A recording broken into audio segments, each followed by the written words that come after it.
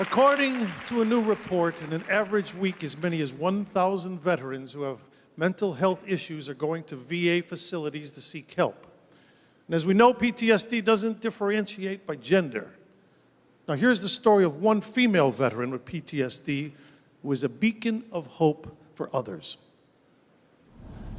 My name is Miley Cardenas. I am a staff sergeant in the U.S. Army. I've been in for almost 12 years. Most recently, I'm a civil affairs instructor at the schoolhouse at Fort Bragg, and then I deployed for 8.5 months in northern Afghanistan. So I had the opportunity of counseling soldiers, new soldiers and older soldiers. It's been an amazing career. I've learned so much about just life in general.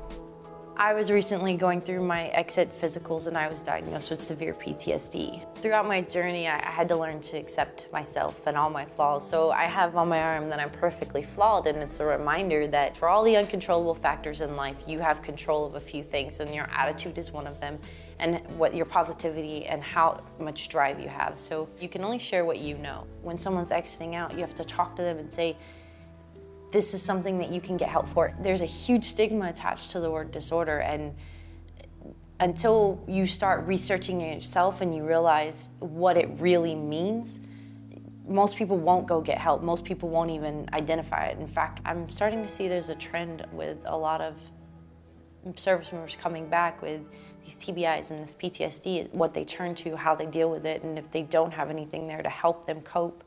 Hi. How are you? Good, how are you? Hi. Made my day today. We are here just saying thank you to our veterans. I met Gina. She runs Pinups for Vets through a show called Release Authority that she's on. So while we were there, we were just sharing our stories and everything on for them to record. And she's like, you know what? I think would you like to work with us a little bit? And I was like, sure. She called me maybe a couple weeks later. She's like, I would like for you to shoot for our calendar. I was floored because, you know, it's a big deal. It's what she does for people is just huge. It's amazing to be involved in something that's bigger than me. That's why I joined the military. I wanted to be part of something that was bigger than myself.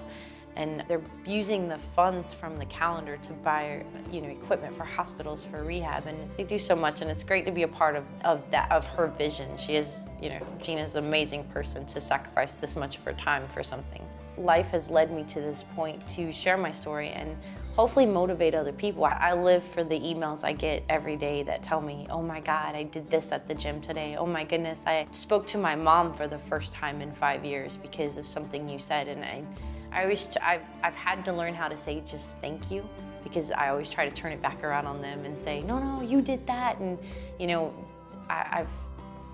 I'm excited. It's interesting. It's amazing to watch the transformations. It's amazing to have the support of people I've never even met before. That's definitely new for me. This may be my favorite part of the telethon. During the Second World War, paintings and photos of pinup girls boosted the morale of the men fighting overseas. Now, a few years ago, a woman named Gina Elise came up with the idea to recreate those classic calendars of the 1940s, featuring women of today. Now, Gina, what happened next? How did your organization get started?